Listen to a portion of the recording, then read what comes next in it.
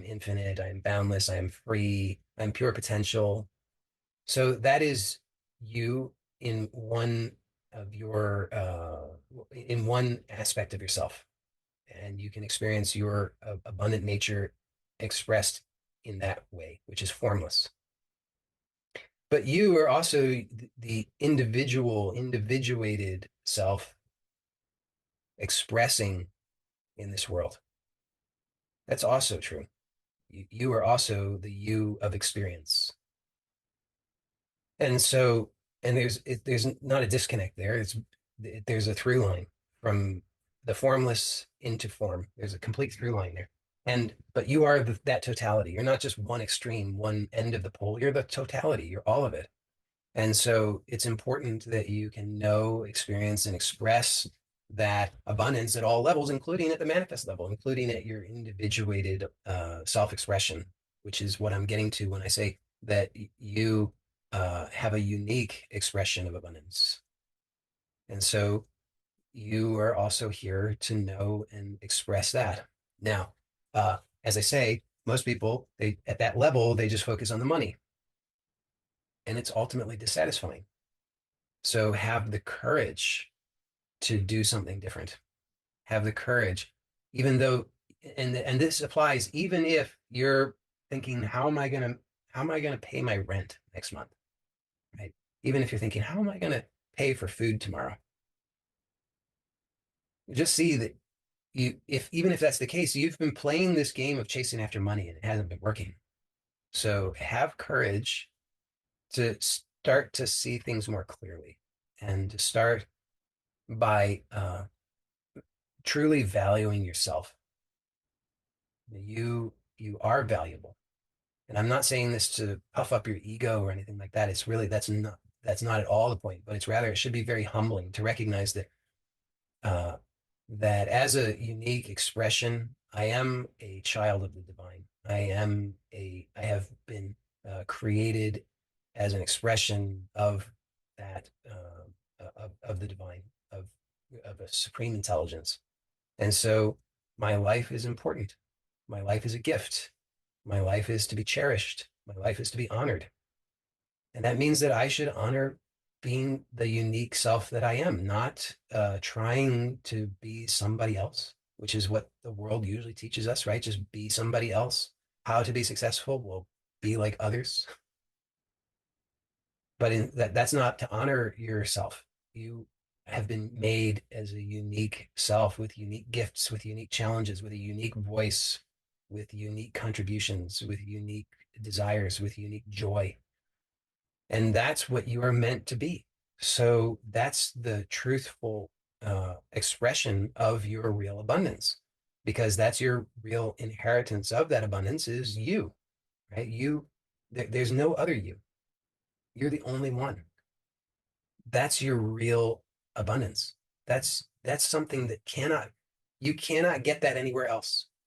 It's priceless. It's an absolute impossibility to get it anywhere else. You could get, all the other things that we chase after in life. They can be gotten, but this is something that is unique to you, and you need to honor that.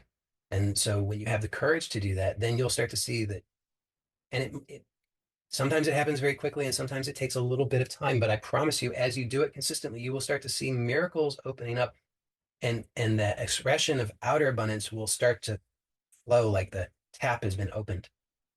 Because again, the big mistake that we have been making is we chase after the money, thinking the money is the abundance, and it's just absolutely not true. You are the real abundance. So you have to be true to yourself, honor yourself. So here's the practical thing that you can do. I want you to think about this every day. I want you to think about, what is my unique joy? What is my unique uh, self-expression? What is my unique gift? And I'm inviting you to think about this. When I say think, I don't necessarily mean to analyze, although there's a place for that, but I'm really suggesting more of an intuitive contemplation.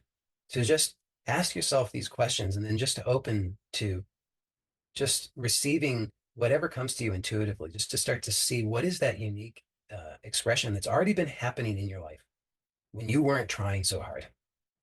So I can't tell you what that is for you. I can, and And I don't want to try and limit you by and limit your imagination by suggesting too many things to you. But it really, I just want to say it can be anything. Okay, so it could be.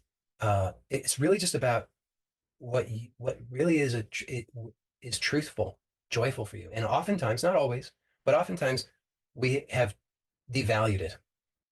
So it might be that initially you don't see it because you think that's not valuable at all. You think it really has no value.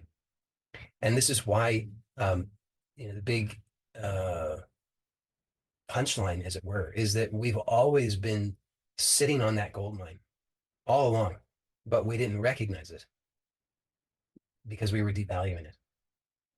So it might be that, and it's not always the case. Sometimes right away, people will recognize that because they've just been waiting for the invitation. They might say, "Oh, really? Have been just waiting for somebody to allow me, give me permission to accept and love myself and value myself and appreciate my unique gifts in this world." And so it might be readily apparent to you. But for others of us, you have to just persist with this day after day after day and just keep inviting yourself gently. What are my gifts? What is my unique joy? What is my real value? And it should be joyful. This is so important. It should be joyful. It has to be joyful. It's not forced. It's not what you should do. It's not who you should be. It's who you authentically are. It's not what others say is valuable. It's what is actually truthfully valuable in your heart. And again, you might have talked yourself out of it. You might have been conditioned to devalue it, even to the point of being virtually blind to it. But I promise you, as you continue to invite yourself into this exploration day after day, it will start to dawn on you, and it should feel very good and freeing and wonderful to you. Okay, because again, it's who you already are. Now, it may require some cultivation in order to achieve its fullest expression. I'm not saying that that's not true, right? Like, so for some people, the truth of their truth is to uh, play piano. Okay, and that playing of piano might require some cultivation to reach its fullest expression. I'm not saying that the person who where piano is their truthful self-expression and true expression of abundance, that they just come out of the womb just playing as a virtuoso. It's, of course, they might have to take lessons like the rest of us. They might have to practice, but and along the way we might encounter some resistance and some struggle and some challenges and self-doubt and all these things that might happen. But what I'm saying is that at the heart of it, there's a joy and there's a knowing and there's a recognition and there's an acceptance at the heart of it. And that might be covered up with a lot of conditioning, or it might not be. But if it is covered up with a lot of conditioning, then you just have to keep questioning and looking, and then it will be revealed to you. Okay, so this is the very, very important step in the living and expression of your true abundance at all levels, so that you can recognize and manifest true wealth both inwardly and outwardly. I want to be clear, just as I'm wrapping up here, that your outer wealth is also guaranteed as you tap into and live your true inner wealth. So please don't make the mistake and think, but if I just trust in my inner wealth, then I'll end up broke and homeless and destitute. It can't be. When you follow the steps sincerely that I'll be outlining through the other meetings in the series, I promise you that cannot ever happen. Will you necessarily be a millionaire? Only if you need to be, right? You might need to be for your truthful self-expression of abundance. It's quite possible. Maybe you need to be a millionaire. Maybe you need to be a billionaire, but most of us don't. So I can promise you for sure that you will have on the outside everything that you need when you're true to who you really are on the inside. So that's the promise.